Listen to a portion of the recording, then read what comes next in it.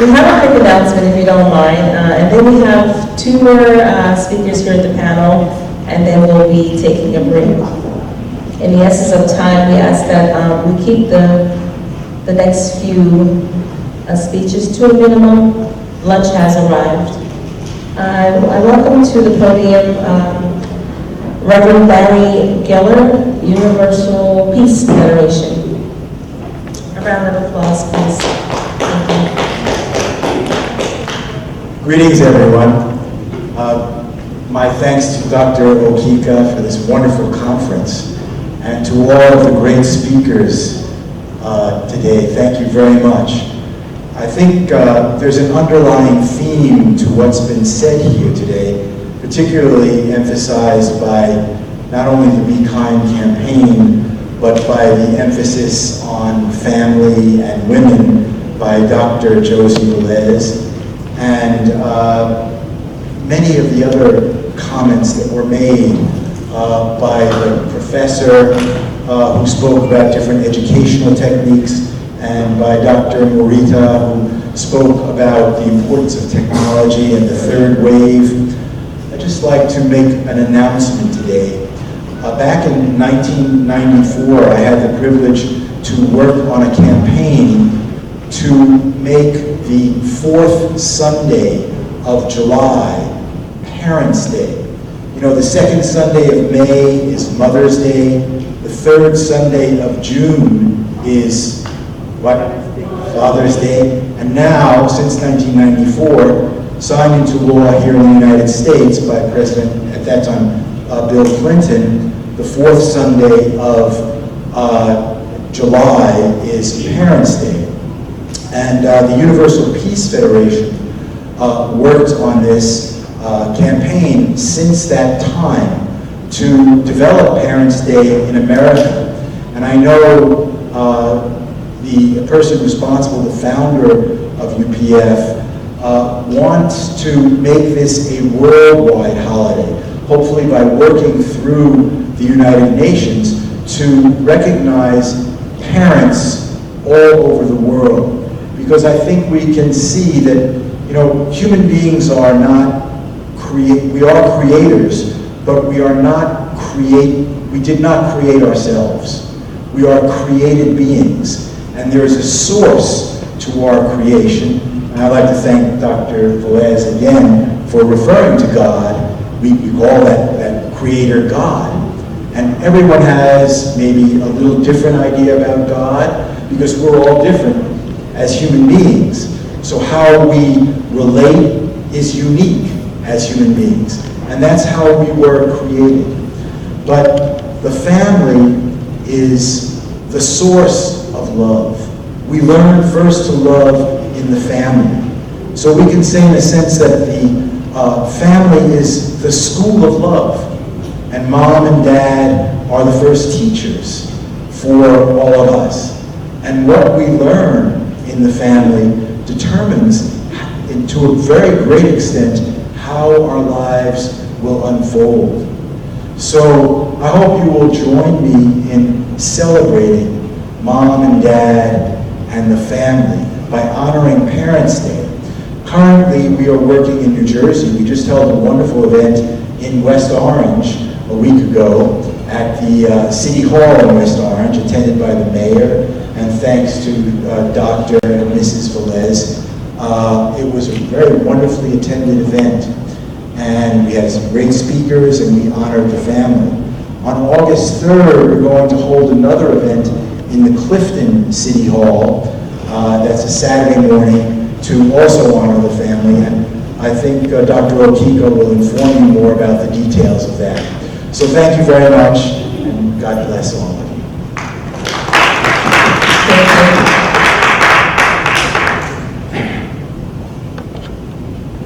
In welcoming Dr. Bella, Senior Technical Advisor, Office of the Senior Special Assistant to the President of SDGs in Nigeria. Welcome. And thank you again for your patience.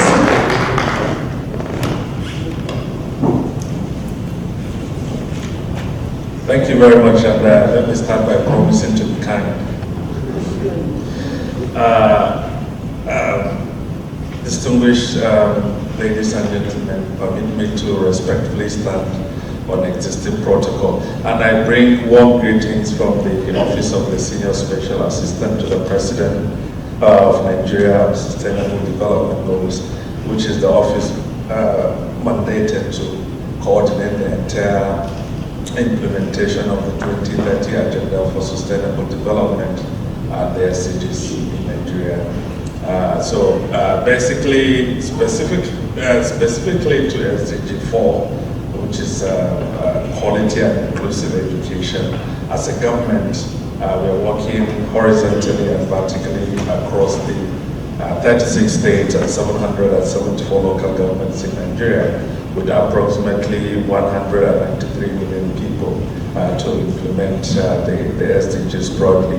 But specific to SDG 4, our approach is broad and inclusive because at the last count, we have approximately 10 million out-of-school children in Nigeria, and we appreciate that that is quite huge. That's the population of some of the small island countries that we have globally. So to address that critical issue, we are piloting an out-of-school children's scheme across the 6 most pronounced states in Nigeria. So we map out all the out-of-school children and begin to pilot an intervention that will take them back to school for inclusion. We've also piloted appreciating the role of technology in achieving SDG 4, and strategically the link between SDG 4 and all the other 16 SDGs. We have a pilot digital classroom in Abuja in partnership with a company from China. We also have translated the SDGs into the 3 major Nigerian languages, Hausa, Yoruba, and Igbo, so for inclusion. Approximately 127 million Nigerians speak these 3 languages. So we aim at disseminating and advocating for the SDG through that. And we're also working with the world's largest lesson to kind of sensitize school children on the role they can play in the overall implementation of the SDGs. And we are going to pilot about 60 what we call after school SDG club in Nigeria, and that will take place in September, beginning September. So broadly, distinguished ladies and gentlemen, we are attending this high-level political forum, and also we are happy to be invited to be here at this event. And it's our hope that this conference or this meeting will strengthen our resolve to continue to work closely as policymakers, development practitioners, civil society, but more importantly as concerned citizens of the world in support of the 2030 agenda. So thank you very much for the opportunity. Yeah. Thank you. I wanted Mr. Ambassador to take one question. Yes. Here in the United States, particularly at Rutgers University, we have many students, particularly students from Africa, many from Nigeria. As a matter of fact, we have a team of students here today. And one of the things that they want to do is to really address those issues that you talked about today. How plausible is it to engage institutions like Rutgers University, New Jersey Institute of Technology, maybe Columbia University and other universities to help you and to facilitate the utilization of technology to close those disparity gaps, to get some of those 10 million students back into the classroom?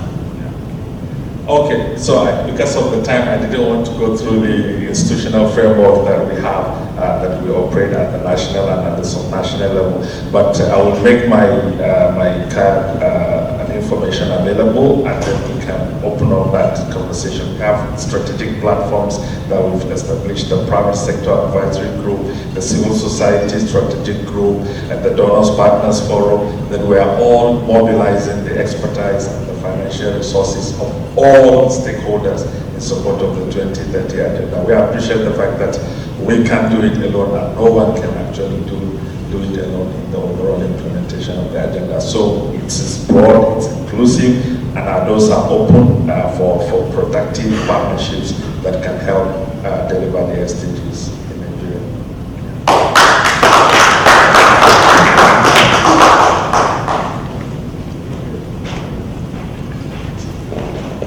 Can we give another round of applause? We have such a great panel this afternoon. And at this time, we're actually going to take a break for lunch. And we just want to say thank you all for your patience. Thank you, the panelists, very informative. And I know August is at the end, but we're going to actually hear from August immediately following lunch. So lunch is going to be served downstairs, and we'll see you all back here after lunch. Thank you very much.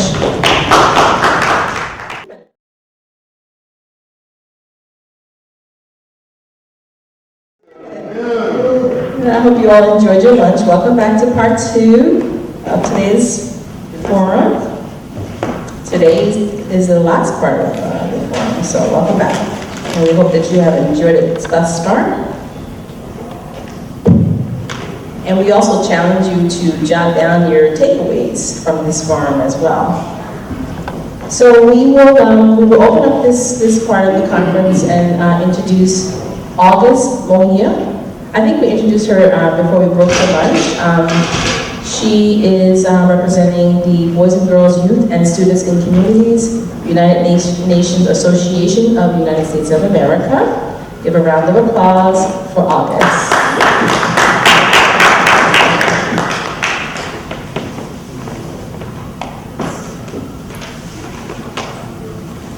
Good afternoon, everyone. I hope you all had a good lunch. Sometimes a bit different when you speak after people have eaten, but it's a pleasure and an honor. Thank you for inviting me. I believe that this is one of the few settings where I can introduce myself the way I've always wanted to.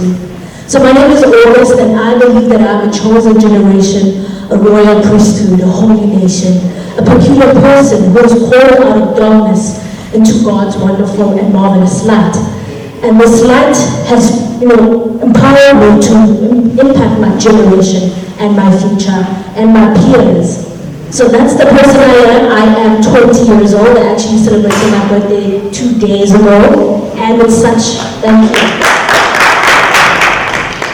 It's such an honor to be speaking here because today is also Mandela Day. So I'm speaking representing my country and one of our prominent leaders in my country. So that is also an honor and a privilege.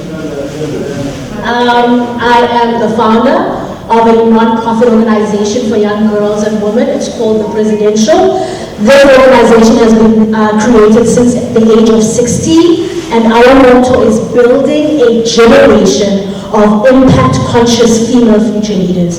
That is our motto. That means whether you're in arts or sports or politics like me, you should be conscious of the fact that you should leave a mark and that you should make an impact in your area of speciality.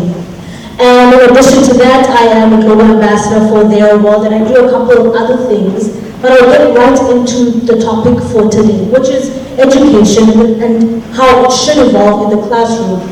I'm very proud because I represent the demographic which most of us are speaking of today. I am the student, which we have a conversation about. So it's good to have people on the table. Everyone, nothing for us without us. So the youth's voice matters in the subject matter. As a person who grew up in a middle-class home and in a middle-class schooling system, I experienced firsthand the challenges that came with that. That meant shortages of resources, the lack of access to adequate opportunities, and the element of inadequacy when it comes to excellence. So we're talking about our academic part and where we are academically. With the little help I received through the knocking of doors and personal experience, and going through a phase of self-application. I believe you all know the college application process, how strenuous it can be. Going through all of that, I had the opportunity to study here in the United States. I am currently going into my second year, studying international political economy and diplomacy. That's a mix of politics, economics, philosophy, as well as international relations. And I'm hoping to go into law school after I finish my 4-year degree. I'm headed to becoming a second year student, and that being my experience, I can only but imagine what the experience will be for someone who is from a low-income area, from a rural environment, from an isolated, deserted, and abandoned geographical areas in my country and around the world. And we know that is, the story when it comes to particularly my continent, Africa. For a student who also studies under the tree, we know that we can talk about technology right here, but we still know that this year, 2019, there are still students who do not have the basic necessities, such as a classroom or sanitary doors. And that should not be in 2019. The United Nations has been reiterating that no one should be left behind. That includes those who have access and those who don't, those who live in the cities and those who live in the rural areas. So no one should be left behind. And in our organization that's been existing for now 4 years, we have tackled, the topic of education, which is SDG 4, through various projects. And the one that stood out for us was the She Spells project. That was when I was 16 years old. We rented out an auditorium, we went to different high schools in the community and called students to come and have a spelling bee competition. And the motto or the outcome that we wanted, that was not just for young girls to know how to spell, but we also brought in successful women in different fields. We brought in facilitators, we brought in coaches and people who are successful in their various fields to come and motivate young girls as they learn, how to spell, or they show us or showcase how good they are at spelling. And that has been our most successful project at tackling education. We know it's beyond spelling, it's the lessons that come with that, the hard work that young girls had to put in. And as a global ambassador of their world, which is located in London, we have many ambassadors over the world who work with different projects that tackle and making education affordable, accessible, and up to par with the day and age that we are right now. And that is just a small example of how we can all make a difference when we reach out, when we take initiative, and when we pay it forward. As a person who comes from a middle-class family, as I said, right, coming here to the United States, that's for me an honor and a privilege. Now that the baton has been given to me, it has become my responsibility to pay it forward. The government can only do so much, and other role players can only do so much. I believe in the power of civil society. I firmly believe in the grassroots involvement and grassroots activism. I see that firsthand because that provides longevity. It gives you an experience you could never have if you just work in the government and make executive decisions. You experience that, and we are also able to tackle the loopholes that come with the decisions that government make. So, exactly, that when government makes, so it's important to acknowledge those who are in the civil rights society as well as those who are on the grassroots activist level and playing field. The solution that I want to propose today is that we all take initiative, we use the resources available to us to help those around us and those who are not, to reach far and near. And a person who is solution orientated, I love to tackle problems from the ground up. And I believe that there is longevity in that. So moving forward, I believe that we can take the stand and the opportunity to do what we are supposed to do as people in position, as also as basic civilians, to stand up and speak for those who can't speak for themselves. Thank you very much.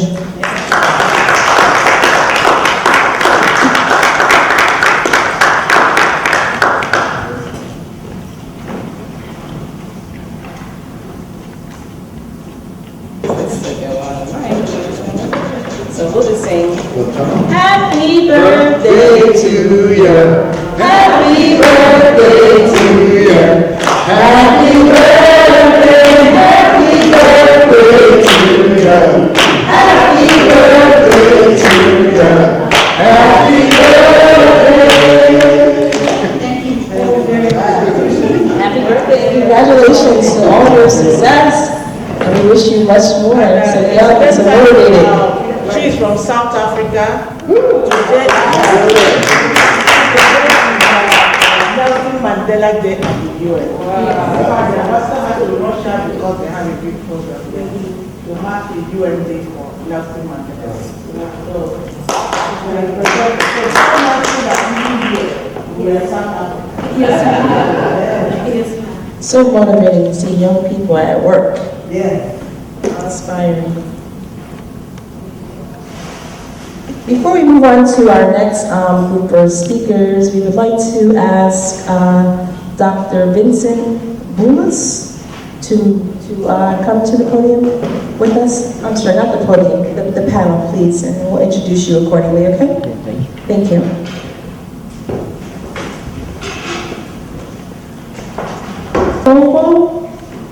Okay, so if you would give a round of applause for Eva Lobo, Community Education in the Global World Awareness Artist, Information Broker, and Social Engineering. Welcome, Eva Lobo.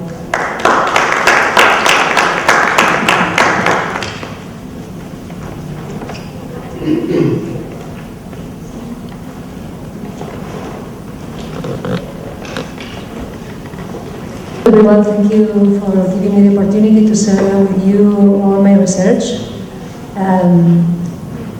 I'm just a human being doing her best to be useful for the entire human family and encourage everyone to get his authority back and protect his home, because we share the entire sphere, we all step, we share the air, and we share the entire water that we are all inside. And it's time to acknowledge that we are united and we have to cooperate in a fraternal way, because we are all creation and creation needs us to thrive. So I came here after 4 years traveling the world looking for solutions for nature restoration and for human mind restoration.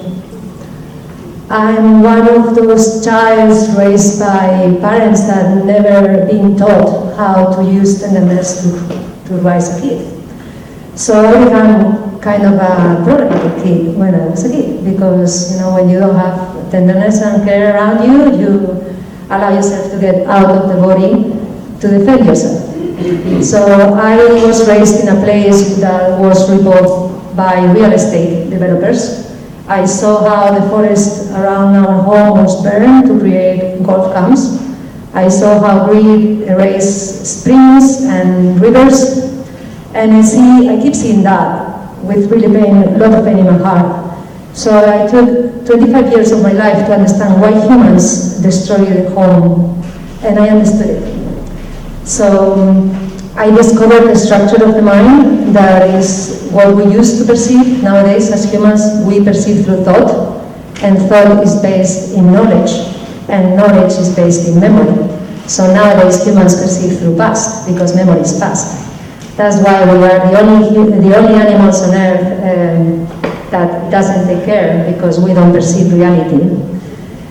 So I explore many indigenous tribes and indigenous people that are able to live in nature in order with nature. And I explore ancient cosmologies erased from Earth, because nowadays Earth are ruled by violence instead of wisdom. Wisdom was long ago leading Earth. So I search for everything that humans lost when they got out of nature, and everything that humans burned in the Inquisition or any rebellion, violence rebellion that erased wisdom. So nowadays I can share with any of you that are interested the eco-techniques or devices that can reverse the toxicity in water, for you to implement it in any public space like schools, hospitals, because if you drink proper water, your body heals. And I found too the filters that can reverse the toxicity in air, and plants that can reverse the toxicity on Earth too. But the most efficient thing I found is the possibility of looking at our consciousness straight and how we humans perceive. Because we need really to understand that education should be about allowing people to be resilient with what happens. And for that, you have to be aware of what happens in present. So you don't need to allow your belief system that is programmed, your memory that is programmed, to put filters in front of you, because that will not allow you to act in order with what happens in present. So I discovered how to be more conscious, that is, the possibility of perceive, acknowledge of the sense and relevance of any aspect of reality.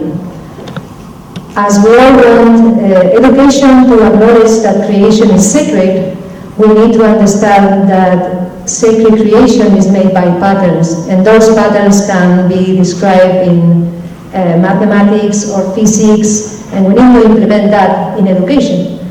But first of all, we need to understand that in education, the most relevant thing is that me myself, as a human being, I will think my entire life. And I need to understand how my mind works for being a peaceful human being. So if we educate the culture of peace, how we humans lose the capacity of loving and how humans lose kindness, we can maintain that kindness and that peace, and the perception of everything will allow us to act with what really happens. As a kid, I was not really a good student in the school. Now I'm a physicist, a mathematician, a holistic doctor, a health advisor, and a social engineer. Through curiosity, I was not able to study geographics because I couldn't understand why humans teach Earth fragmented in colors when I can walk or swim all over the sphere. And I don't know why humans invent borders and treat people different because we all share air and water and earth. So I was not really good at studying what they tried to teach me. But I was really good at solving problems. So my brain is designed to resolve issues. And nowadays I resolve global issues. And my work is used by the teacher of gifted kids in Europe, that he used my diagrams to share with the gifted kids how to be global designers and global thinkers and global action.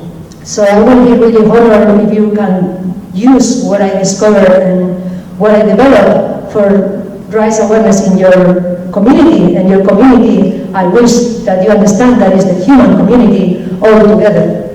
So in my perspective, we have to take over authority through wisdom, and we have to understand that all humans are equal.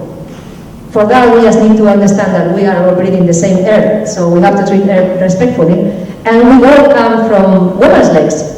So I don't know anyone who comes from a man leg, so maybe that creation is feminine, and water is feminine too. So we need to understand that the carers doesn't have to be a woman. The carers have to be the ones with authority. I would like to share with you the possibility of healing your community through frequencies, because I have the codes to implement frequencies, as frequencies can be codes of 3 numbers, and creation is made by frequencies, so we can use frequencies, and we should implement frequencies as standards, instead of how much it costs, who the designing, how much it shines, or if it has big whatever. Frequencies creates reality. We have to understand water as unified creature. Even if we just see a drop, water is all united, like this, what is called a torrent. We can share new physics that describes creation, sacred geometry patterns, what this is called the structure of singularity, or God in new physics. And we can share all that, but the first of all, in my perspective, we have to share is how humans lose the capacity of loving. That is because we think out of the body, and we use knowledge to perceive, instead of using the skin, that is what the indigenous shamans use to perceive what is the highest potential plant, or when to cut a tree, when to do something, or where to do something. We don't have they don't have Google, they don't have knowledge in their memory. They use perceptive skills based in the perception of the skin expansion, what they call in physics resonance perception. So in my perspective, if we implement that in education, the possibility of scanning and perceiving from the skin will allow you to act in order what makes life thrive in any situation. Because I've been taught things that they are useless in my life now. I've been many years learning things that are completely useless nowadays. So I don't want to give mediocre design an education that it will be useless. I want an education that no matter what happens to someone that nowadays is a kid, even if we only last 5 or 10 years, because I don't really trust your dates, because they are always putting longer dates and then recover. So we don't know what will happen in 10 years. We know that we all need love, and we all need kindness, and we need to recover that possibility, and the only way to recover is to know how to lose it. So anyone that needs more information, please let me know. I will be here for you, as always. So thank you so much.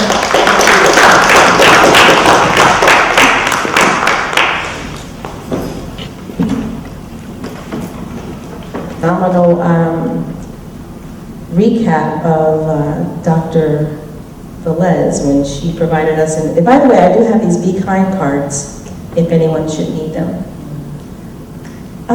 If we would please join me in welcoming Reverend Juanita Pierre Lewis, Community Education and Human Rights Intervention on 5Ps and DG4, Vice President of WP USA. Please give her a warm welcome as she makes her way to the platform.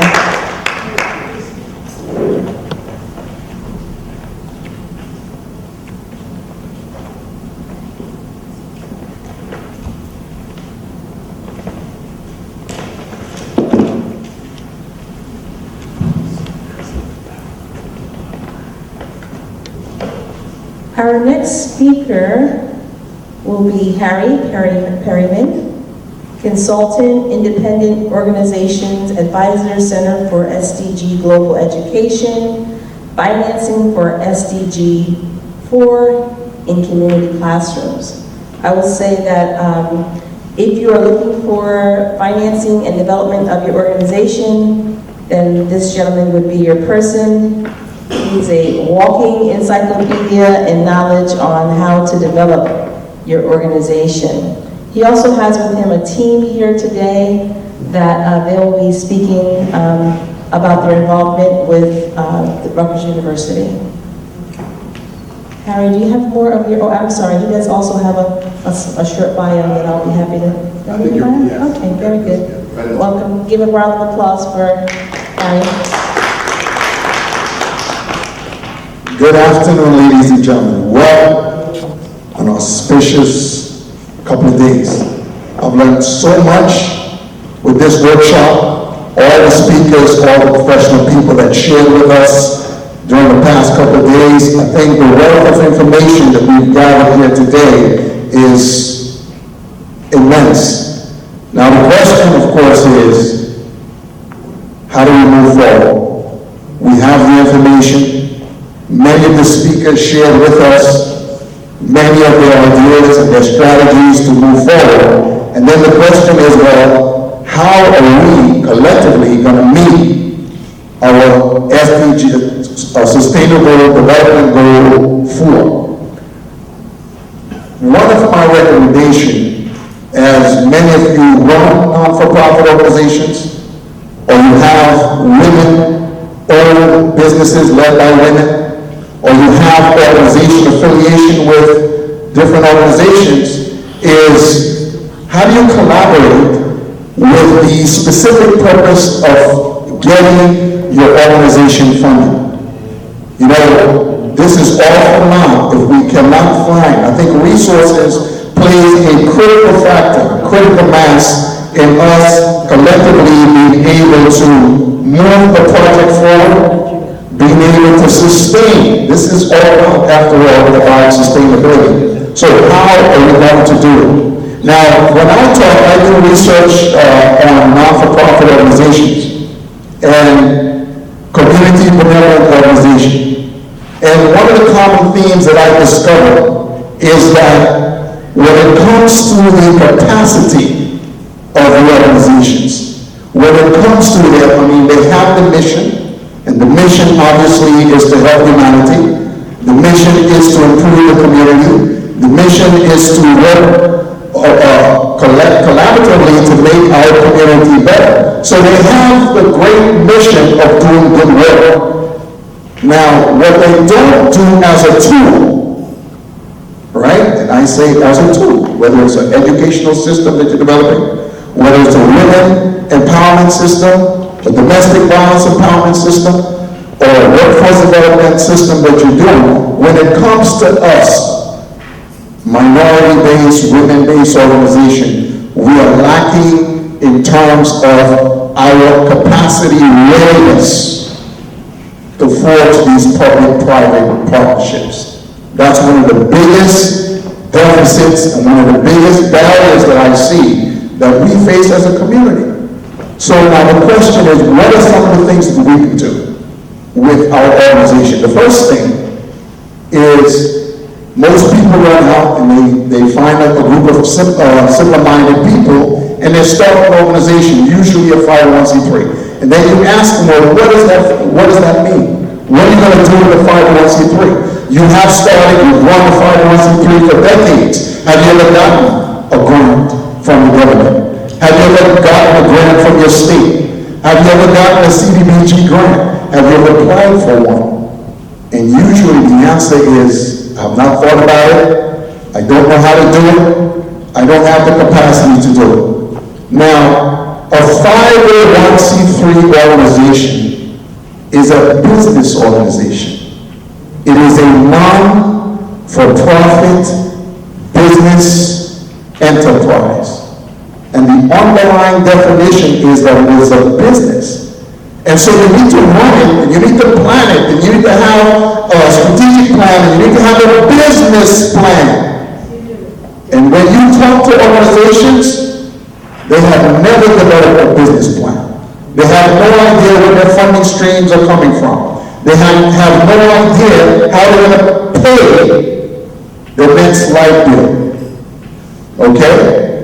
So for starters, if this is a tool to do what? A tool to raise funds, right? Non-for-profit, a tool to ask people for money.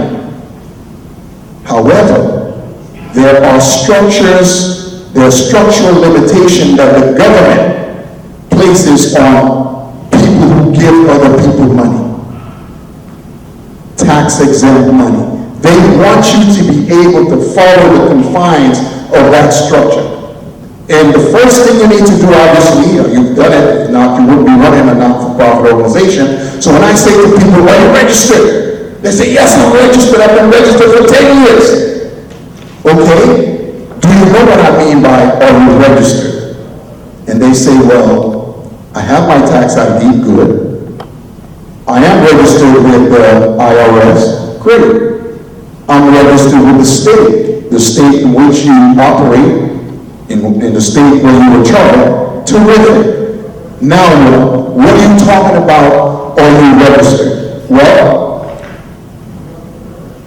the nonprofit sector in the United States, in terms of its contribution to the GDP, is about $4 trillion. Those of you who are executive directors, those of you who have missions to educate, to close disparity gaps, to address some of the ills in our community, such as domestic violence and youth delinquencies, workforce development, health issues, AIDS, you name it. Your pool of competition is $4 trillion. So then my question to you is this: are you competing? Are you doing your organization a positive service? Because inaction is a disservice. The people in your community needs you.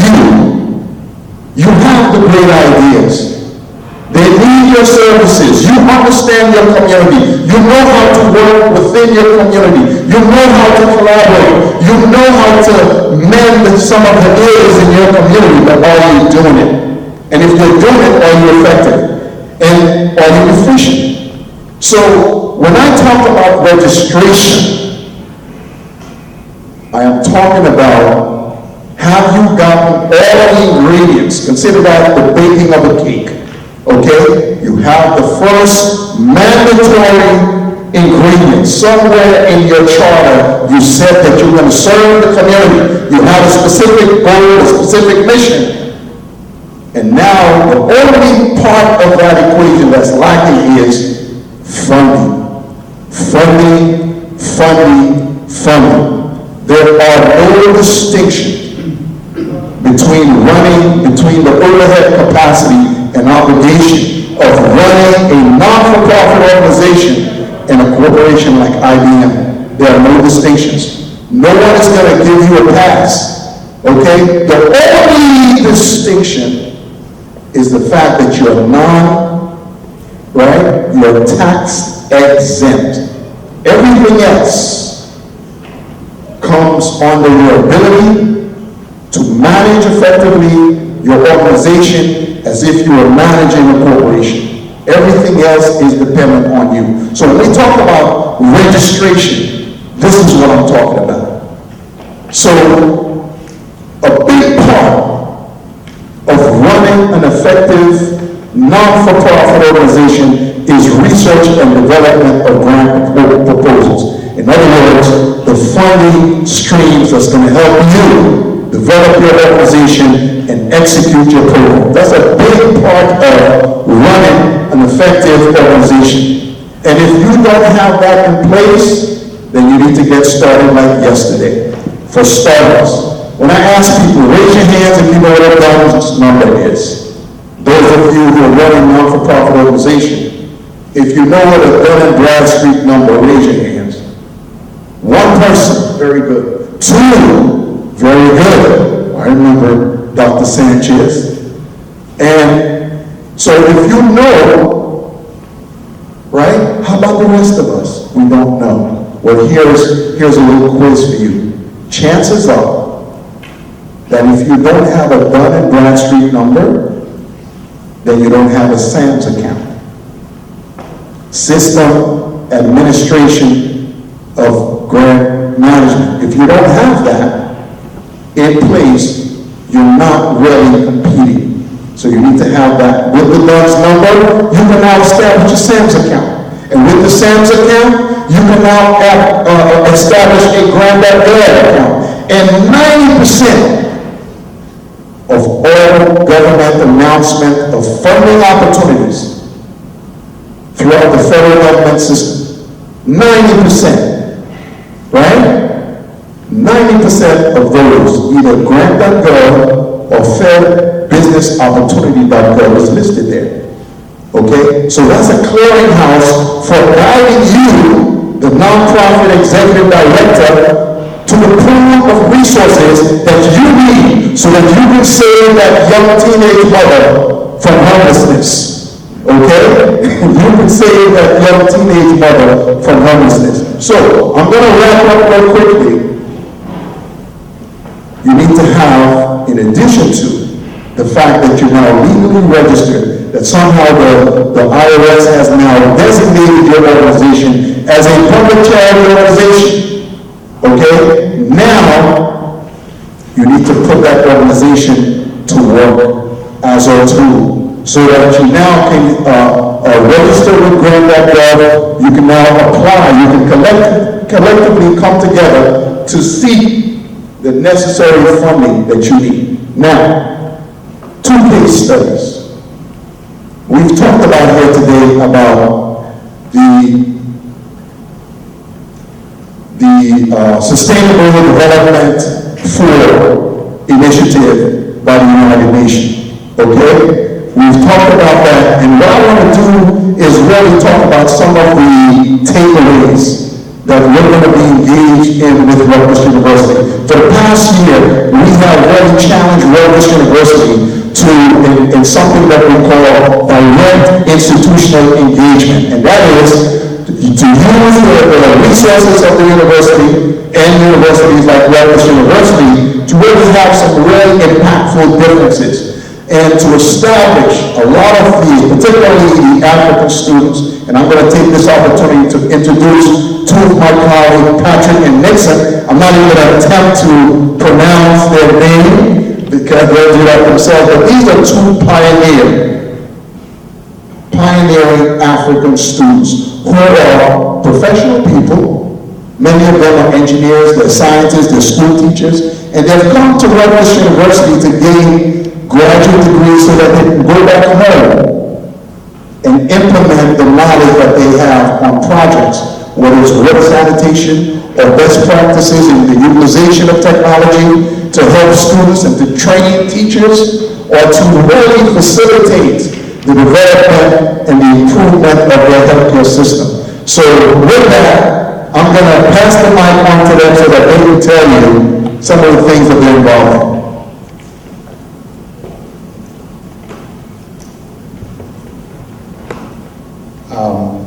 Thank you, Perryman. I'm Nixon Odari. I'm privileged and honored to talk to you today. When I stand here to talk, I feel proud because I'm talking to my brothers and sisters. I'm talking to my mothers and fathers, those who are older than me. But most importantly, we are drawn together by a common goal because we want to see an improvement and the implementation of SDG 4, which is education. I am a teacher by profession. I come from Kenya. Currently, I'm a master's student in mathematics education at Rutgers University. And when I came here for this program, as I went through, I discovered one thing, that there is a lot of potential that Africa is missing out, especially as far as technology implementation or integration in education is concerned. Actually, I discovered that there are more than 300 free education apps that can be used by teachers in the classroom. I knew about them when I stepped here in America. So, although back in Africa we have, we talk about the digital divide, that gap is so big, and I'm happy that as I listen to the various speakers here address us, they talk about how technology can be used. I remember Dr. Umana talking about the app that he has developed that can be used to teach mathematics and English. So as a teacher, while I'm about to finish to go back home, I'm going to run a project where first I will teach my fellow teachers on how to teach conceptual understanding, because back in Africa, what we do is actually in education, I think we call it instrumental learning. A teacher is lecturing, like I'm a teacher of mathematics. I go on the board, stand before the students, work out examples, and tell the students you can now do these 3 problems, and after that, it's assumed that they have understood. But that is not really long life learning. So as I go back, I have been taught how to teach conceptual learning, and therefore I'll use technology and also use manipulatives and collaboration so that the students are able to have conceptual understanding. And then as I do this in my project, I also plan to teach teachers how to use technology in the classroom so that we can also benefit. You know, now that we have internet all over, although we have issues of internet infrastructure back in Africa, right now everybody or almost everybody has a smartphone. I actually realized as a student of technology at Tradgas that the smartphone is a very powerful tool that can be used in teaching and learning. So as I go back, I also plan to incorporate the use of the smartphone in my teaching. I will also train the other teachers to use the same so that we can take the teaching and learning back in Kenya to the next level. Then lastly, we are also partnering with a school here in New York, a school called Edison High School. We have a project with them. We are going to use some of the boxes that they have developed. We are calling them technology boxes. So for my case, I have computer repair box. So I'm going to use that box to teach students how they can repair computers, how they can use, you know, what is regarded as e-waste. I think when I talk about e-waste, all of us from Africa understand where I am going. So I'm planning to also use that to teach the students to develop hands-on skills, which they can also use as they leave school. Thank you so much.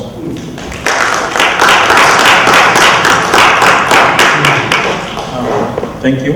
My name is Patrick Odhiambo. I'm also a teacher from Kenya. I teach physics and chemistry. A student at Rutgers University, Graduate School of Education.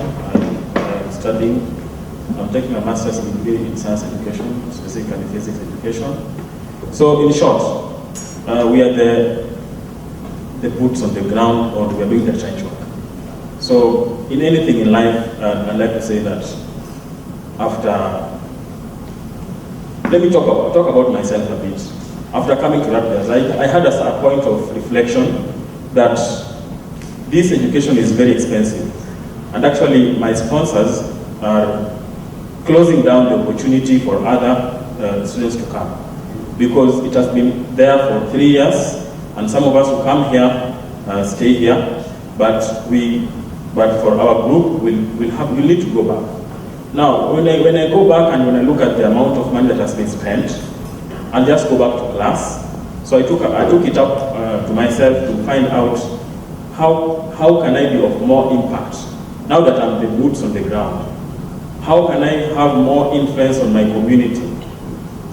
And you know, I realize here in America you can't move along, or you can't make so many connections if you can't travel around. So Google did me some kind of favor. I did some Google work, and I got some addresses that I could use who are interested in education. So in that, my idea that I had was, how can I transfer the technology, like Nixon says, into physics? There are some technologies that are way advanced, and we can also employ local technology to find ways of teaching, make better teaching. But that can only affect my class. I teach a class of maybe ranging between 50 to 60 girls. I teach in a girls' school in Kenya. Our average class population is 60. Sometimes if it's so low, it's maybe 50 or 50 to maybe 65. That's the population. So if I go with this knowledge to only 60 students, or if I add to other classes, it may only be 200 other students, it will not have the impact that it was worth. If you put like the cost benefit, the cost is so much, but the benefit will just be to a few people. So in my own like initiative, I got to send a few emails around, and one I got is the global classrooms. I was looking at their address, and I understand it's just their offices are just close by, and they got to reply me. They replied me and they said, we are willing to work with you, and that got me like really excited. We are willing to work with you to reach more schools. So actually, last week they called me, they sent me an email that please know that we are doing this, and it's good because the actual project is that we are going to find ways of transferring.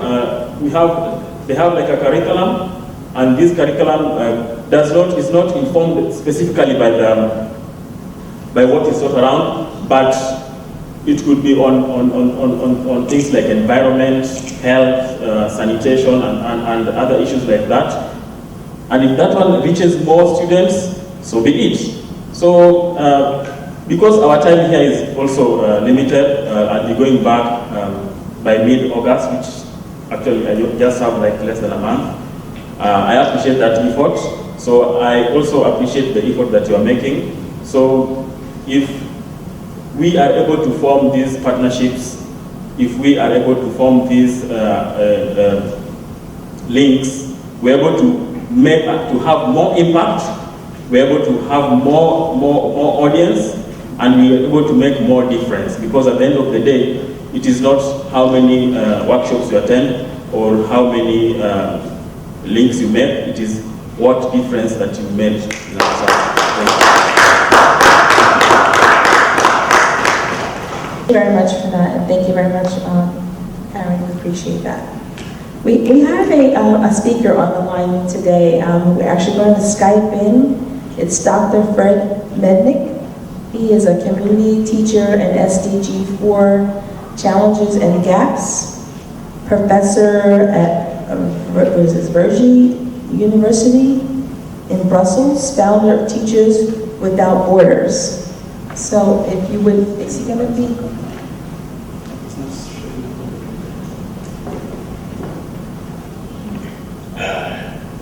Hello everybody, can you hear me? We can hear you, but we can't see you. Oh, nothing much to see there.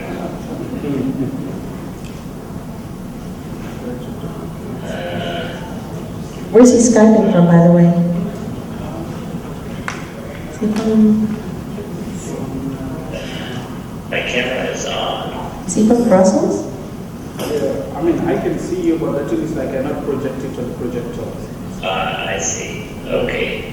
Can you project the slides or? We can get it from the projector. Can you space? Okay. Okay, maybe you're gonna get half of the crowd, not the full. That question said to me, well, Fred, a teacher is anyone with valuable information to share. It was not a formally educated professional. It was not someone who had gone to school and gone through a teacher training program. It was anyone with valuable information to share. And that struck me because this is where community schools come in. I then asked, well, how would you define community schools? And their answer to that question was interesting as well, because they said, well, a community school is culture plus learning plus a community, and that no one, absolutely no one else does that kind of thing. So it was an interesting thing for me to see that's what was coming out of a program of the United Nations. So then I began to think, okay, let's take a look at the community school pillars that you have here put in your document. And it's unfortunate that I cannot share my slides with you right now, but if I could, in fact, I hope I can, if I could show you the slides, I would show you a chart of what the community schools actually are defined as integrated student support, expanded learning time, family and community engagement, and collaborative leadership. And every single one of your goals and the community school goals align themselves. So I've wanted to go through these with you. Let's see if I can share my screen. It would be ideal. If you can see my screen, that would be great. I don't know if you can. No. You can't? We can't. No. Oh, okay. All right. So, Yes, now we can. Now we can. Oh, okay. You can see the screen? Yeah.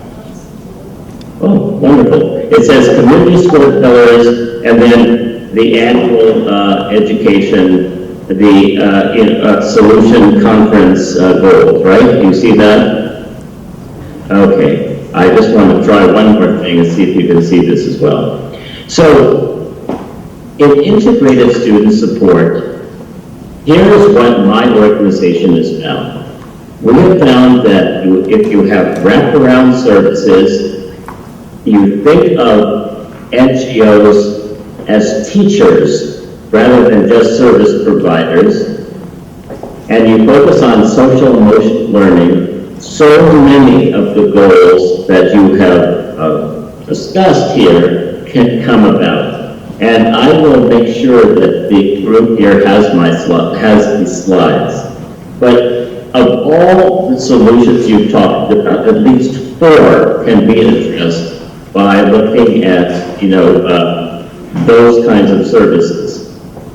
The next one has to do with expanded learning time. That was in your document, expanded learning time.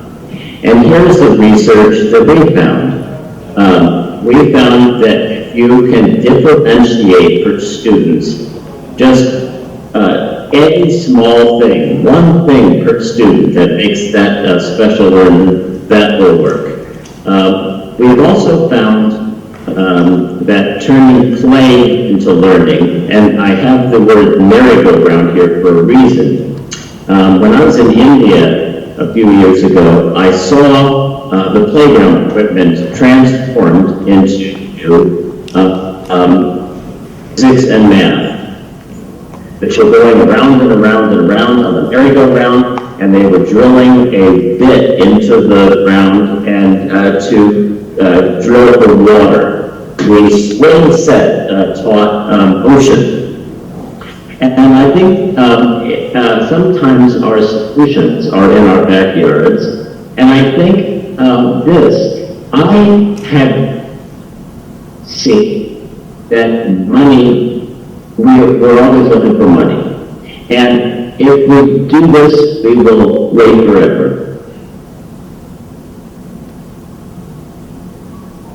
I hope. Another expanded learning time and opportunity that my organization has seen is when the SDGs themselves serve as the actual curriculum. Water projects, equity projects. In other words, we tend to think that by educating the children, we can reach the SDGs. And we have seen in our work that the SDGs can be the source of the education system. That if community schools can be designed around SDGs, and I don't know, of course, I wish I were there so that I could find out from other people why and how that may come about, you may already be doing. But again, this is just our experience.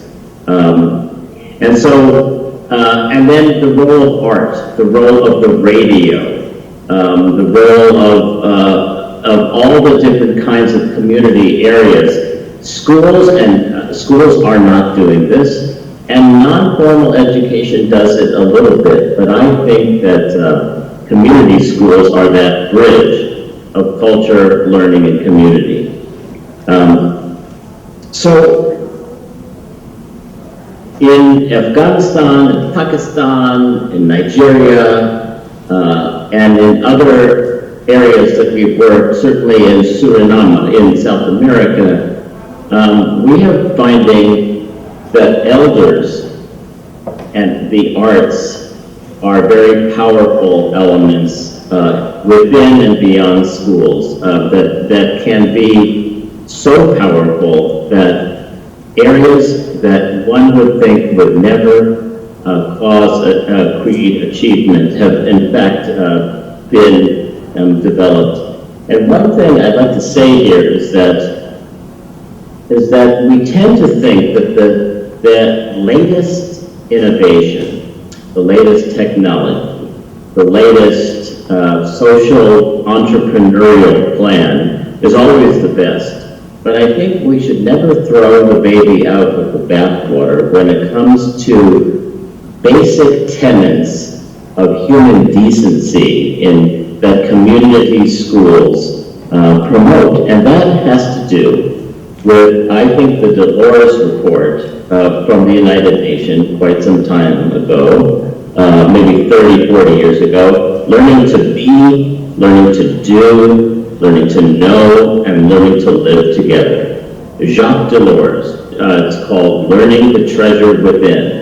Maybe you've read this, maybe you're experts at it, but inside of that document is the ideal vision for community schools. Because if we can imagine in learning to be places where students, children can go to learn about themselves and their culture.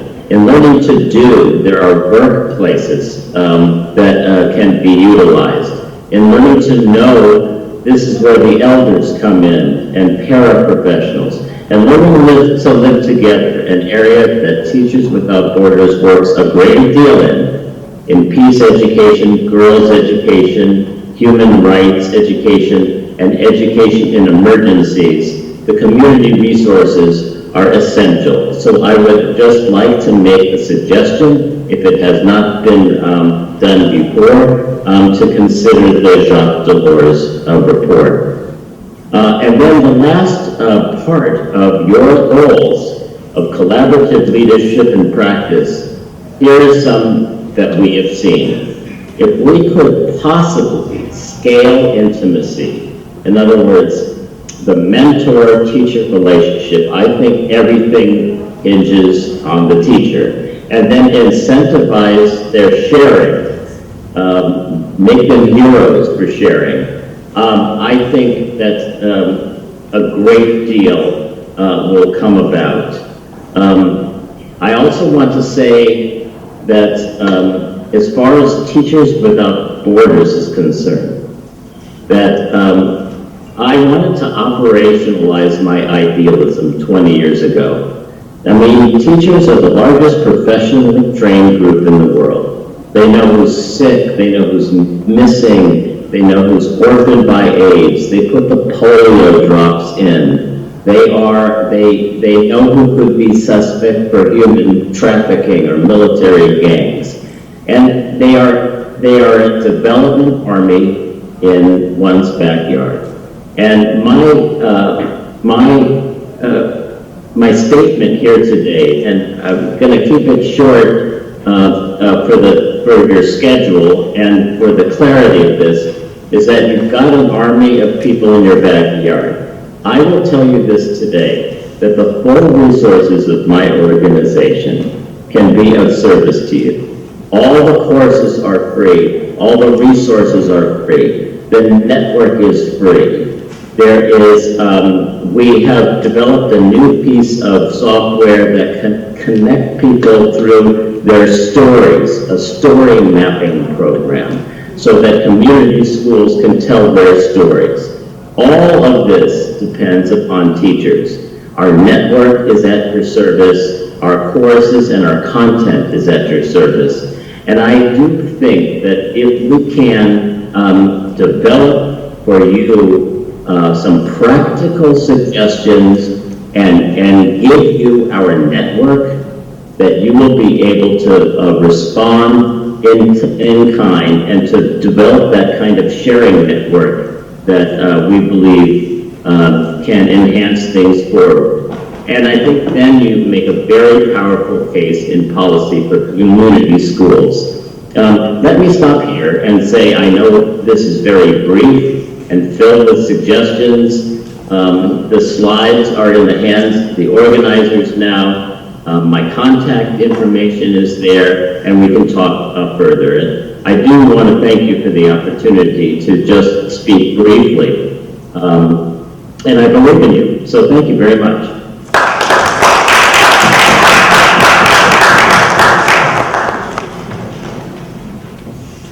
Are there questions? Thank you very much. We do have a gentleman that would like to show and express his appreciation for your presentation. Just give us one moment, please.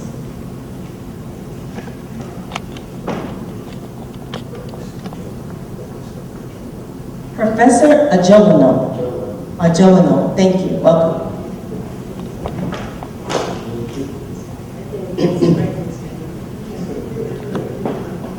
Hello, Professor.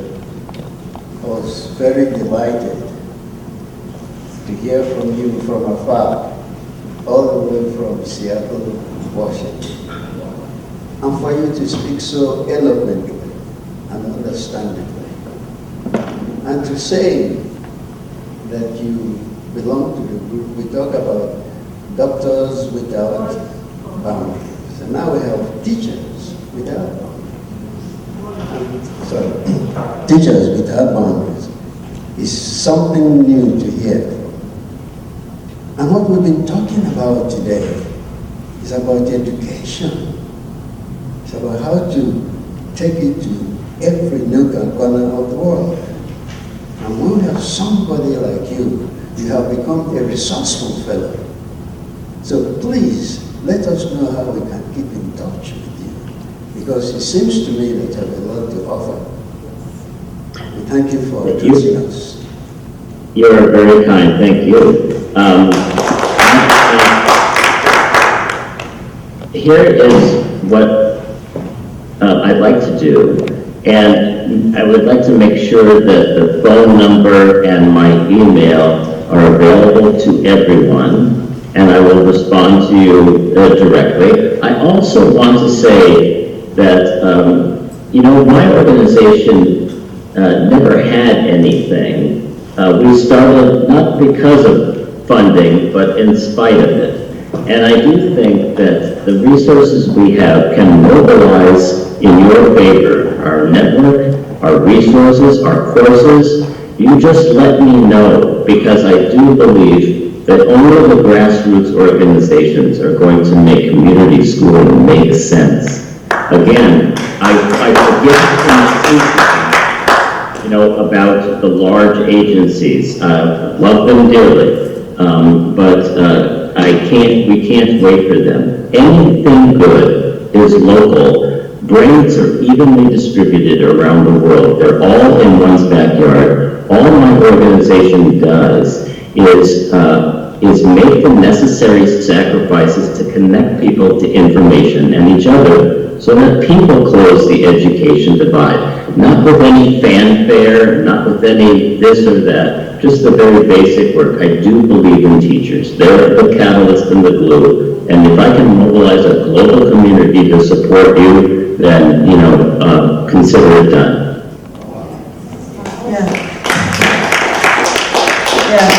Thank you, Dr. Fred. This is Dr. Ada trying to appreciate our presentation.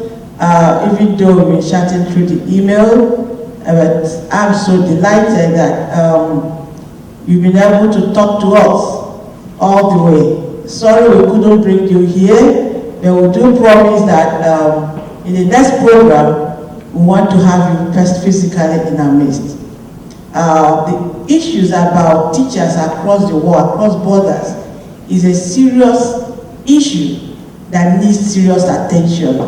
And going through your profile and the work of your organization, I am most delighted that our organization can be a part of what we are doing, with commitment to teachers in communities, especially in developing countries. So since yesterday, we've raised a lot of challenges and we've tried to delve into many gaps existing in order to achieve quality and inclusive education. But most importantly, you being there for us, we'll be able to fly the flag along with you in order to make some input to the next 11 years of sustainable development goals. So I appreciate you so much. I'm going to send you opinions of all the members that are here through the email, and they will be able to share your presentation. If you don't mind a summary of your presentation, so that I can as well share with them. Thank you so much, and thanks for the delay. It's very nice having you in our midst. Thank you.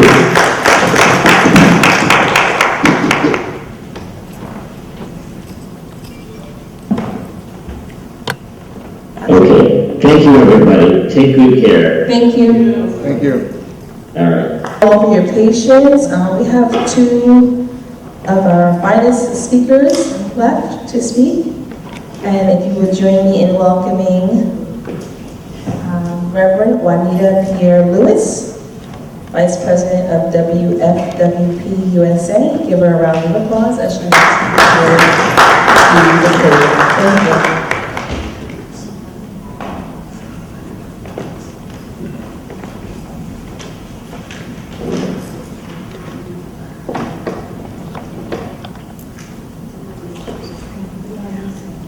Okay, hello. How's everyone doing? Great. Great. Okay, just a little bit about myself. I'm a grandmother too. I'm a great grandmother. Two daughters and a son. Two grandsons and a great grandson. All right. And a husband. My brother. My talk was to be on community education and human rights intervention on the SPs, on the 5 Ps of the DG4. Okay, I can say to Dr. Ida that this is the first time I've come to a UN gathering. I've been coming since 1986. That I came to a UN gathering that really felt like we were doing something. Thank you for that. And I just didn't hear talk. You have substantial, brilliant minds here. Young, middle age, every profession. And I just give yourself a hand. Please give yourself a hand. The thing is, the first country to embrace me when I came to the UN was Nigeria. Ambassador Uzegu and Mr. Bew of the Commerce Department. And they embraced me, and I started working with Nigerian Airways. That was a long time ago, you young people. So, to talk about community education, we have to talk about the informal and the formal. Because formal education in the schools, the hospitals, or whatever that's in the institutions in our neighborhood. But the informal is going and knocking on the doors and working with the churches and being accountable to the people in the community, getting on boards. And that I've done. I've done that. I'm 70 years old, so I've done it quite a while. My husband and I are bishops of New York State, New York City. We have 8 churches and 2 ministries. And we are in the community. Queens, Brooklyn, upstate New York, Long Island. We're in all the boroughs here in New York. And we have churches that we are working in the communities. And I am so happy to see that Africans are inviting us now to have dialogue.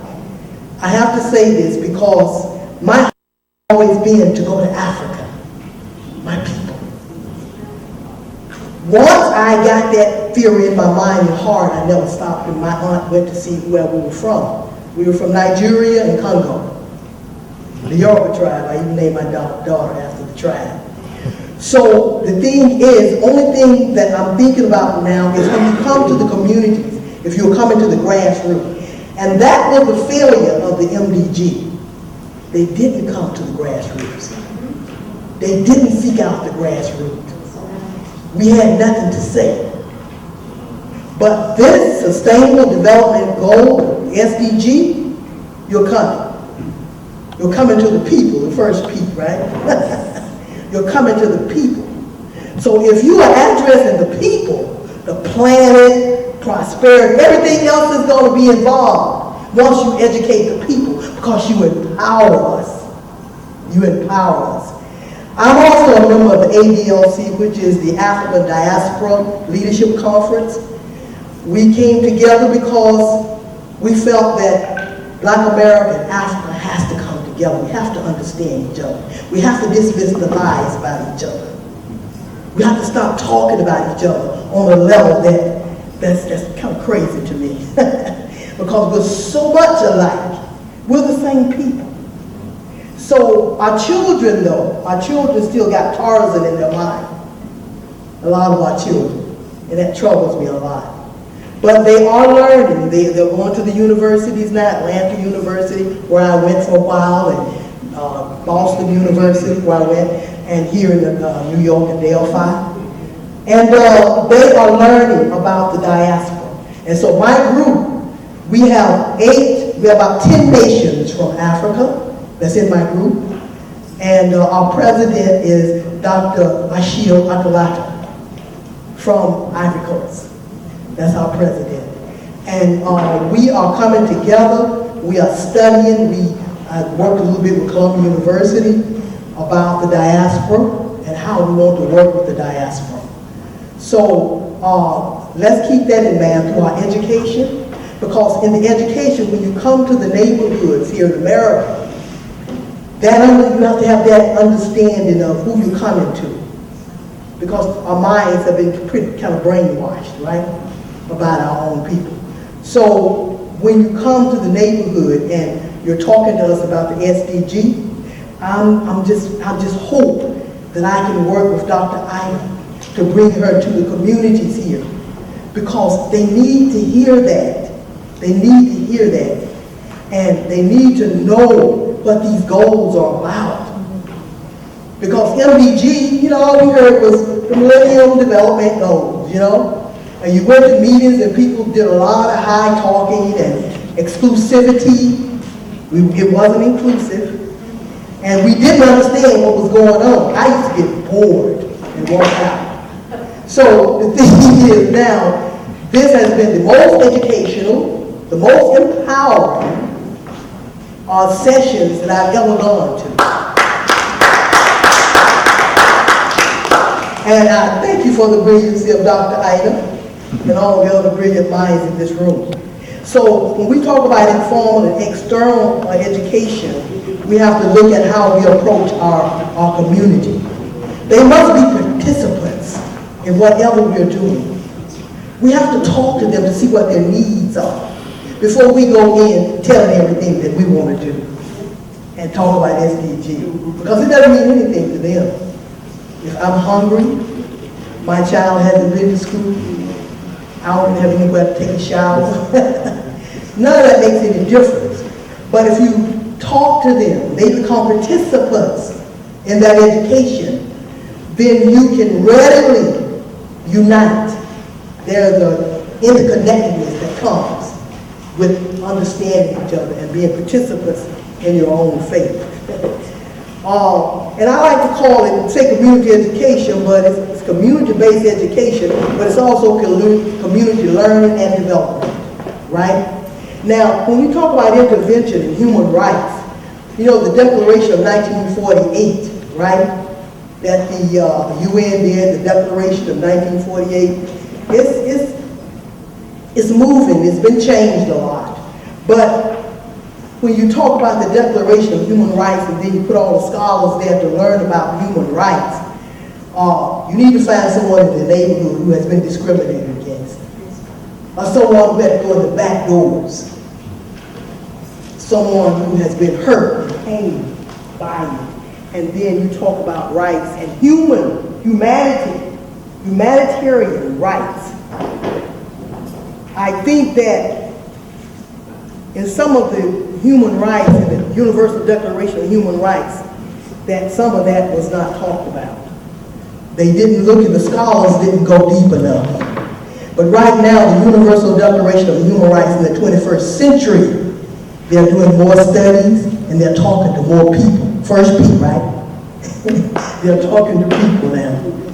So, I just want to say that, you know, I commend them on the effort that was put forth. And the declaration is like a beacon of hope for all of us, you know, when we talk about coming together as races and nationalities and people. But I do say that intervention, when you talk about intervention, what is the purpose of an intervention? And intervention has been said to be an orchestrated attempt to bring people for one or two people to intervene in a situation and seek personal help. Okay, I'm a social worker by profession also. And I have gone into communities in America, all around America, and in Korea, Soviet Union. I've traveled quite a bit doing social work, along with my pastoral work. So the thing is, people are people. People are people. It doesn't matter about color and race and all these different things sometimes, you know. I have to say it, Satan, I call him Satan, the devil, have given us this view of people, how to look at people. And we've got to correct that in our own hearts too. The education of the heart is so important. And that's one thing my organization, the Women Federation for World Peace, as women, and this being the era of women, we have to teach about the heart. Because until the heart is clear, and until we understand the heartistic connection with each other, we cannot grow. We cannot grow. Our spirits can't grow. Our spirits can't grow. That's what happened to our president. Anyway, I don't want to leave that alone.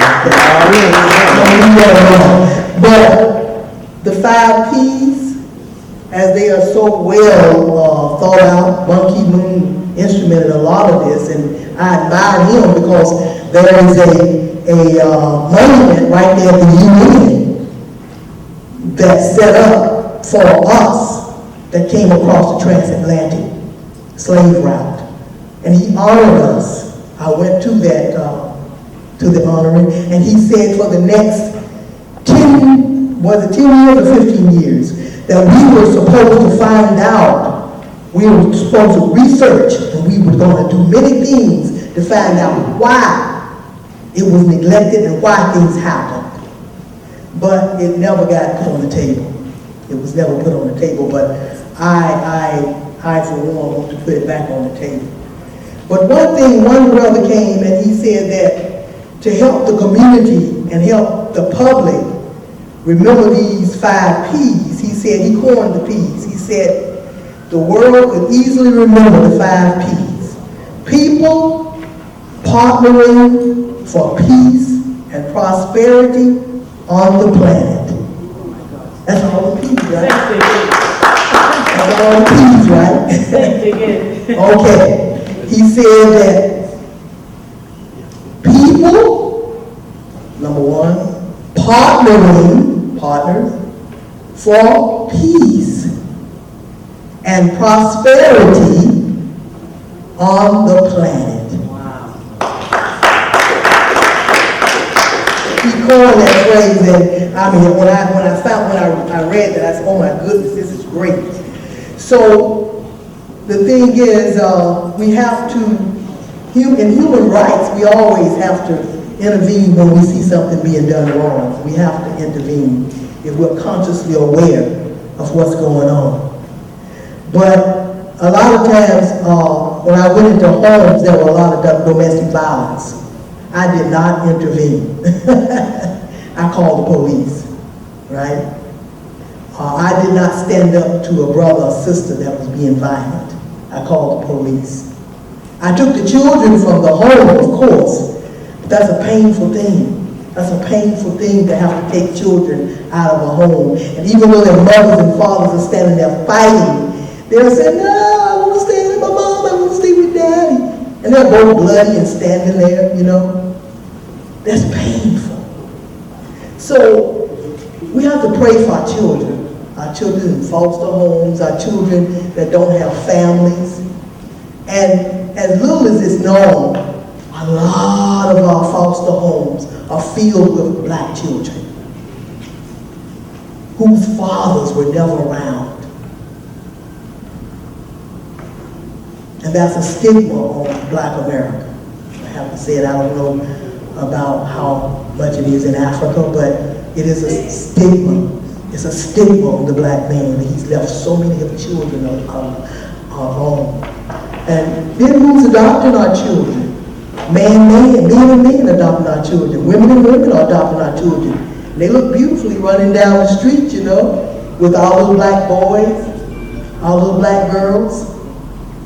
And they're totally oblivious of what's going on. They're looking at me, they're looking at their daddies, their mamas, whatever. And then they're looking at me, and it's like, okay, they don't understand. But we really got to love our children, take care of our children, and intervene when we see things going on that we can't understand.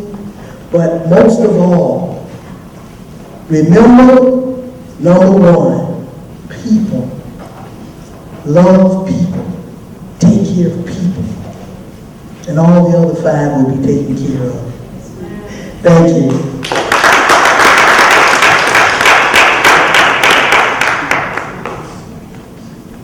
Thank you very much.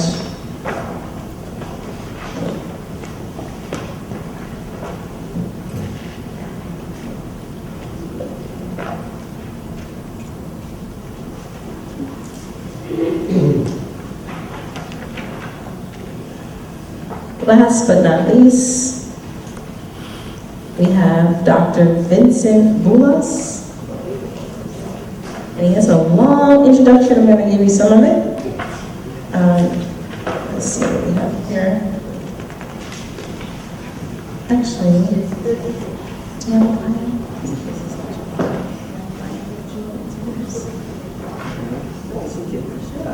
oh, he spoke yesterday, and give a round of applause. Welcome him back to the podium. Thank you.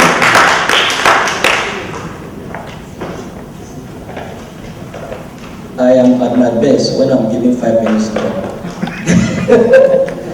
Actually, I was asked to speak on a very important topic which I really took time to put together, and that's why I shared it already to you people, because I don't really like to talk too much.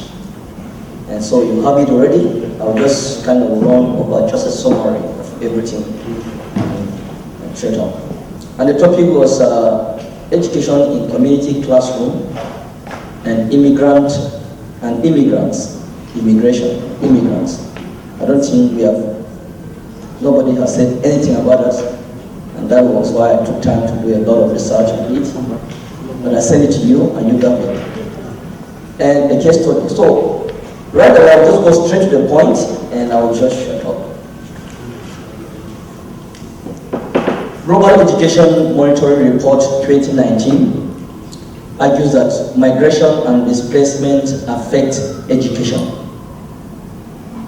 I wish I have time to really present what I prepared, but truly speaking, these are very serious and important points we need to think about.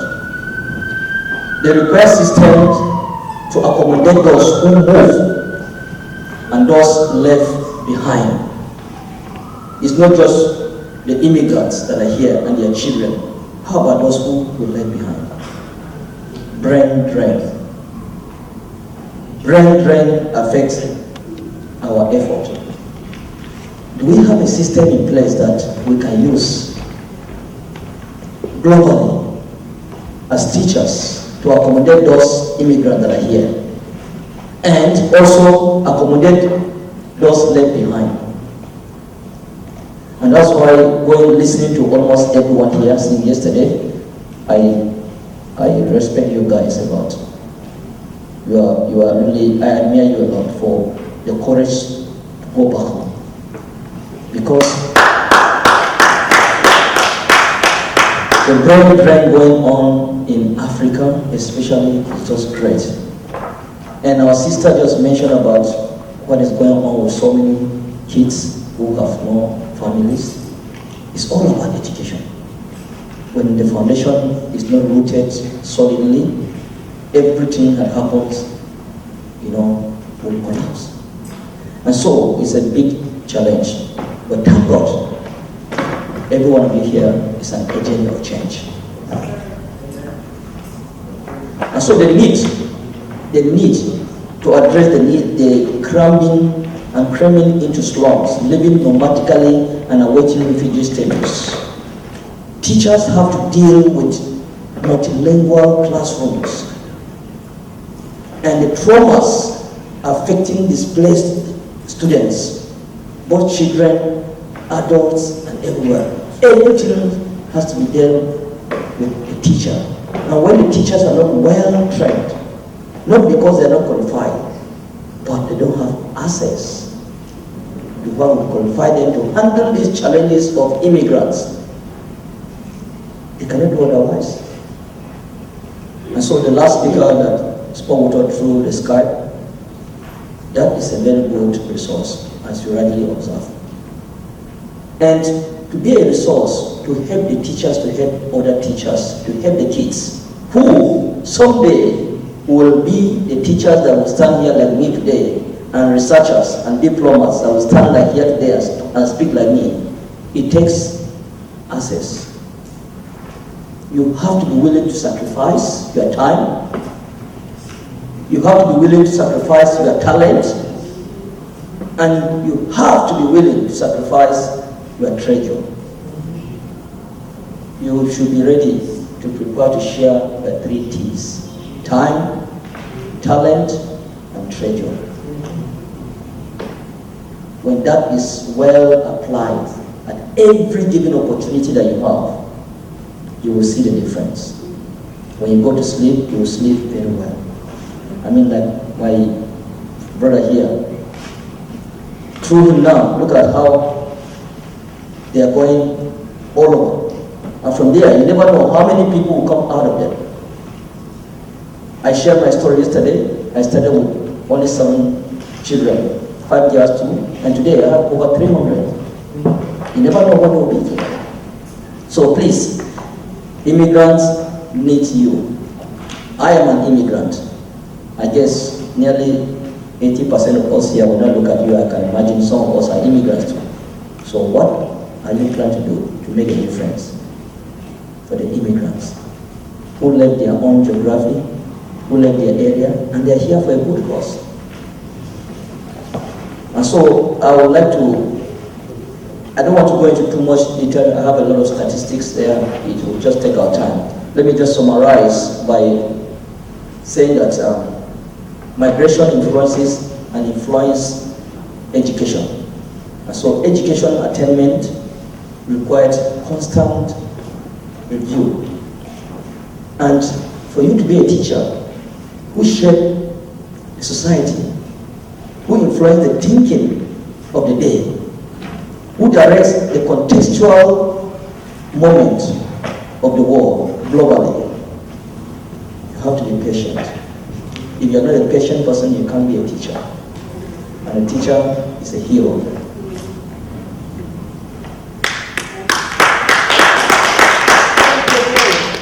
So, please, at the heart of the social development goals, which Ada happened to be the one that really influenced me and does a lot, is committed for providing inclusive and equitable quality education.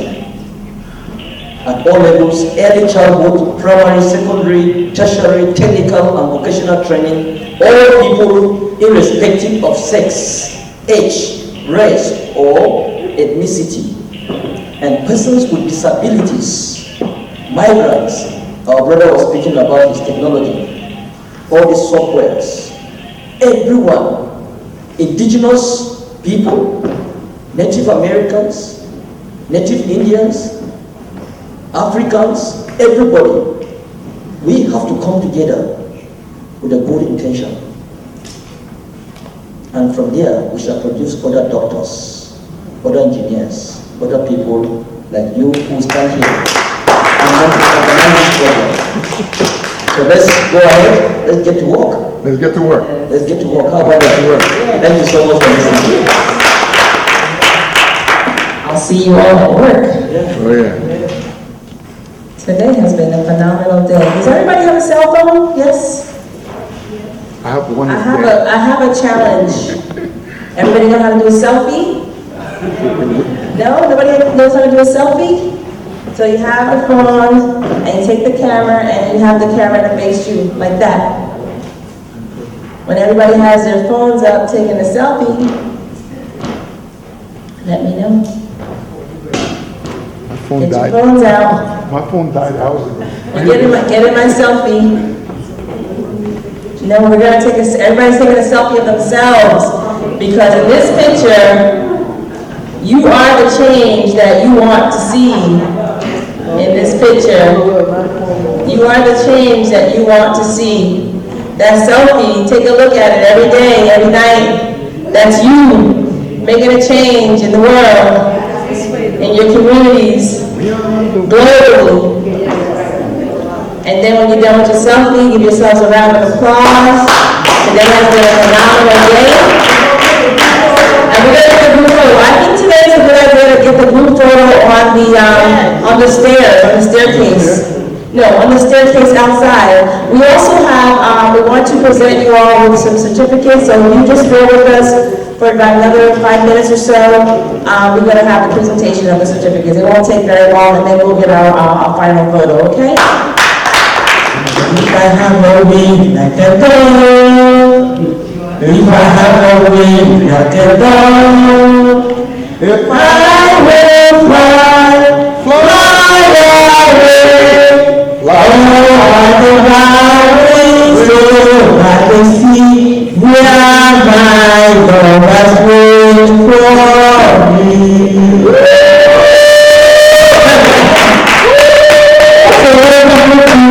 I couldn't believe this. I'm so excited.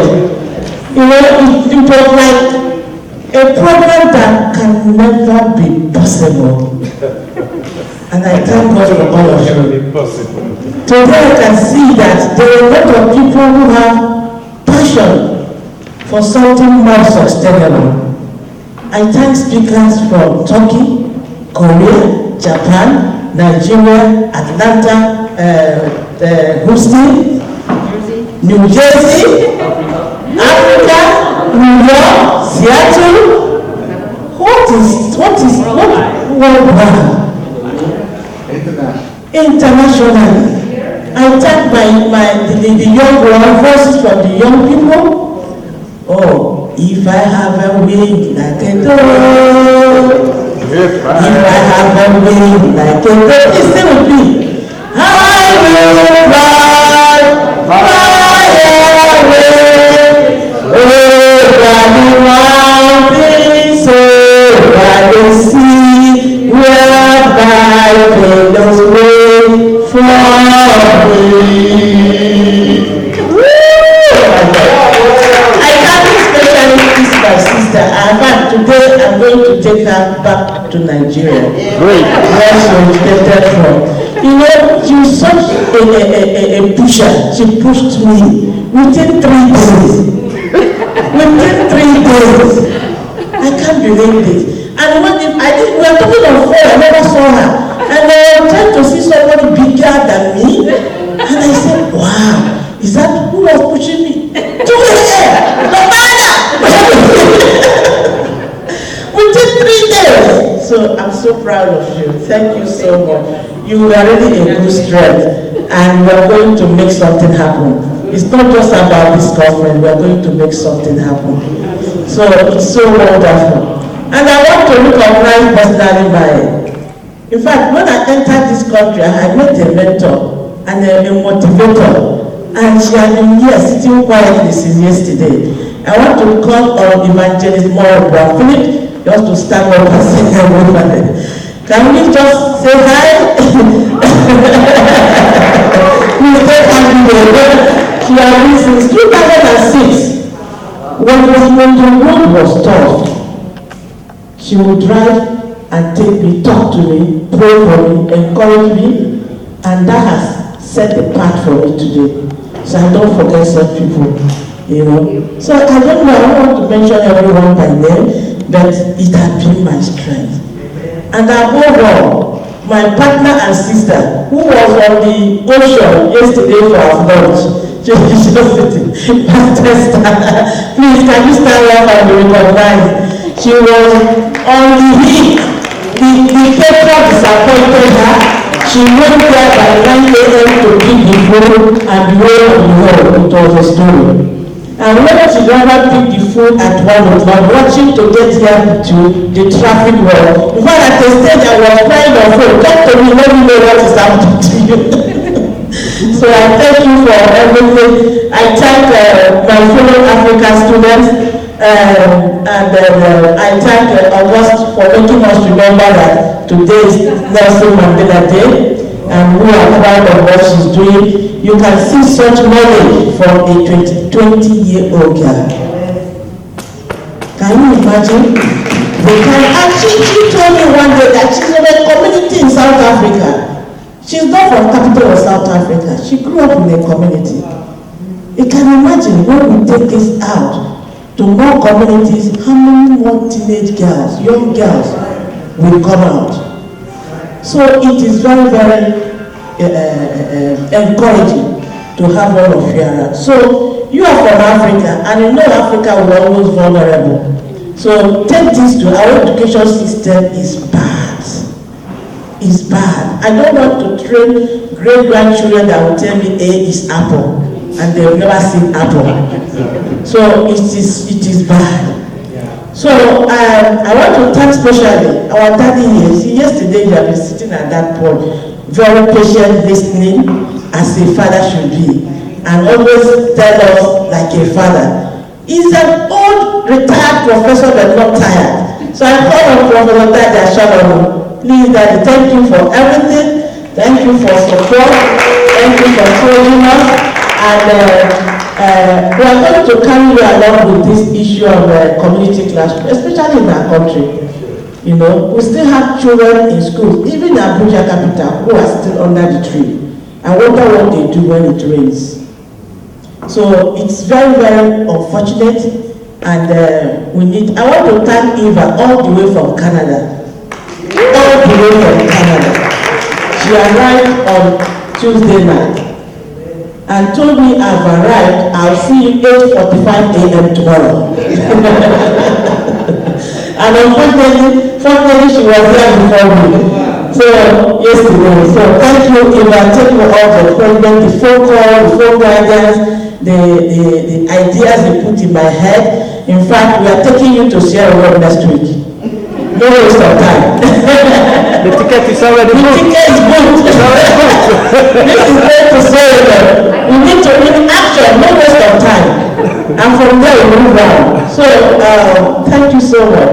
And Alfred, you know, he used to be, you know, in 2007 when I was talking about NGO, he would give me tasks. He would make things difficult for me. I said, what is this man talking? And then suddenly, he disappeared over the moon. I didn't see him. Suddenly, this time around, he said, when is next SDG conference coming up? I didn't know he was wrong when he sent me text on WhatsApp. And when I saw him, I said, wow, is that you, Alfred? So Alfred, please, can you sign for recognition? Thank you so much. It's been such a long time. In fact, before I got to Perry, he was our advisor of NGO. In fact, our women organization in Nigeria, he was the one that restructured it, you know, here in New York. So he's been a long time friend, and I want to talk, appreciate my doctor all the way from California. Yes, Doctor, can you stand up for recognition? All the way from California, you know. I don't know who else to talk and not, you know, and not mention again. Dr. Atiko, you all know him from Japan. Everyone here is an instrument, you know, and our brother here who came with Alfred, you know, Dr. Davis, Davis College, Dr. Edward, yes, Edward College. So it's so wonderful. My sister, who we have been together, you know, I'm an honorary Caribbean. When I tell you that my father, maybe he missed road, wrote the transatlantic road. I'm planted in the Caribbean because it's so often that I'm so committed, I'm so passionate with Caribbean, you know. And I want to welcome. She's a journalist and she has a radio station. So don't be surprised that in the TV, a TV station, don't be surprised this thing will come out in TV. And somebody will tell me, come, I saw you one program in television. So can you see? Just say something. Stand up and say, just say hi. Yeah. So without taking much time, we want us to come because they actually have to watch the last 2 weeks because the camera has less than 3 minutes to the tape to finish. So we just want to be snappy, take a good picture so that you can be in the everybody. Please everybody come up and then at the panelists sit down and yes. Stand on the stage. My senior sister who is here, you know, she's always there and always by me. And even though there's a registration I'm not smoking, but I know that to speak. So say hi. Hi everybody. So thank you for everyone. Everyone come up, hold your second now, please. Everyone.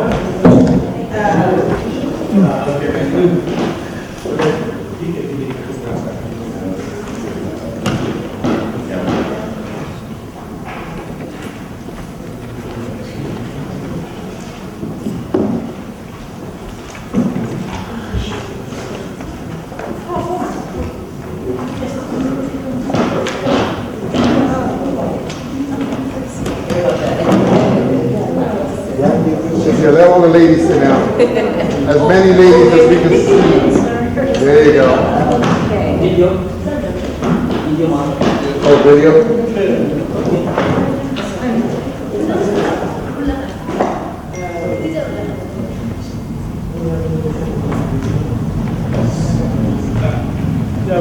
Dr. Anna, you have to join this one. Yesterday you was not there.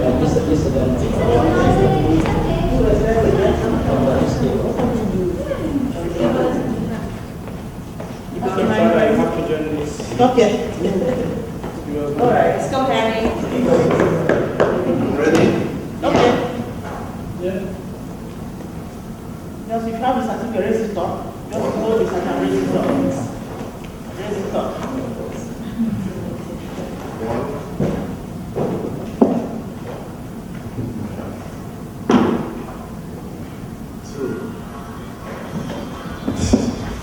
I hope the video has started before it was now. 3, 4, 5. Okay. 4. Thank you.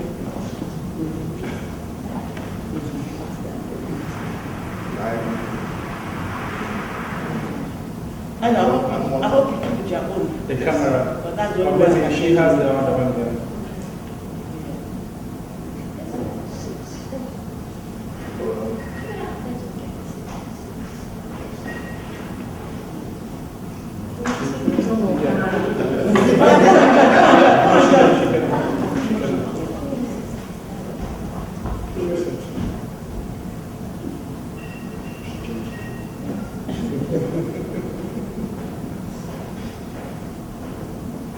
Can you take a video without also? Wait. The one you have. Oh. Slide over there.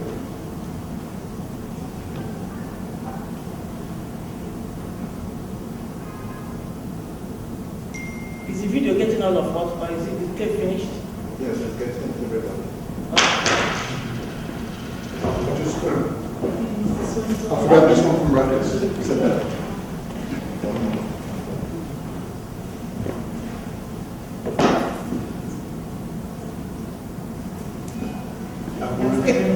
And then this one, and then this one from Rutgers University.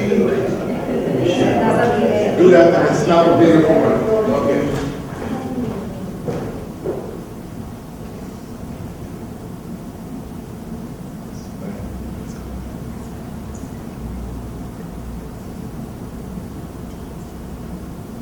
So I hold it this way.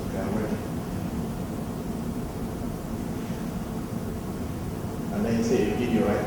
Yeah. That change began with all those of us that are here presently, individually and collectively. Amen. All right, so the last one. Yeah, take something without. Which one I get again? The last one which are worries are 4 fingers more. Yes. What do we say as leaders? Yeah, SDG 4. SDG 4. And put the video on. Yeah. Okay, put the video on. Are you ready? Sustainable. Yes, ready. Development Goals 4. SDG 4. SDG 4. SDG 4. SDG 4. SDG 4. SDG 4.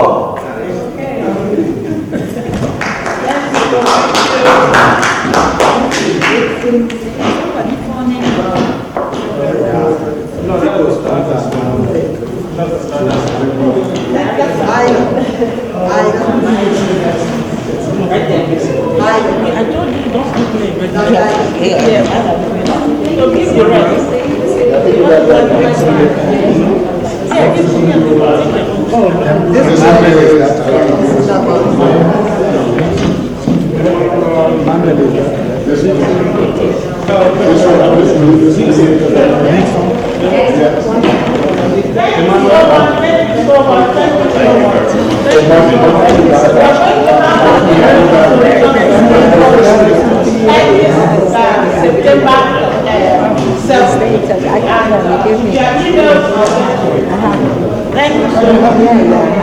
Thank you so much.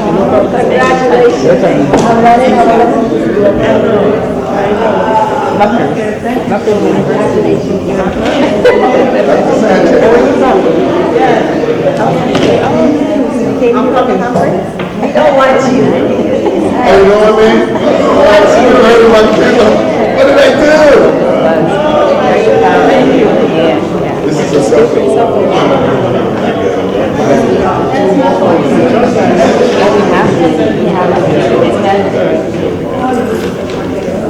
you have this. The one more day, and smile once. Smile again. Lovely lady. All the ladies. All the ladies. Let's have all the women. All the women. All the women right here. Okay, let's go on. All the women, let's go. Yeah, right in front of the SG lab. Very nice. I look forward to seeing you. Women power. I will send you an email as well. Lisa, women power. All the women. All the women. All the men there. All the men. All the men.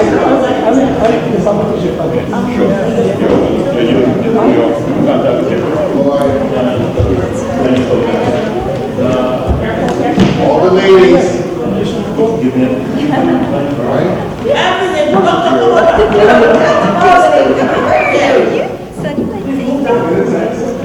Get it tight, tight now.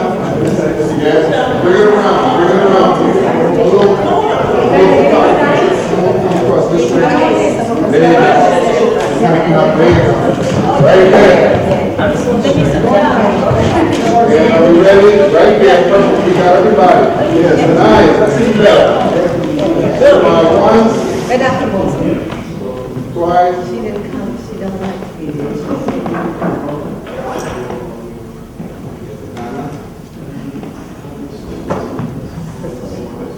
3 times. 3 times a lady.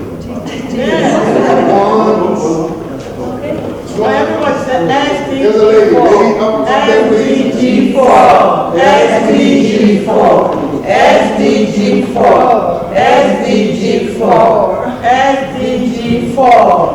Thank you.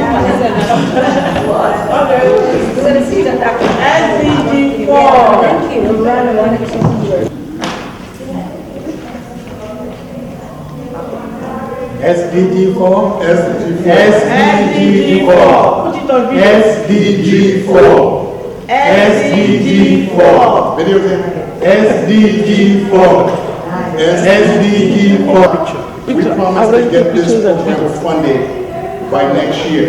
We must announce several funding opportunity for this mission. With all the collaborating partners that we have in the midst of ourselves here, and all the brain power, the men power, and the women power, we are going to get this funded. And we're setting a goal of $10 million.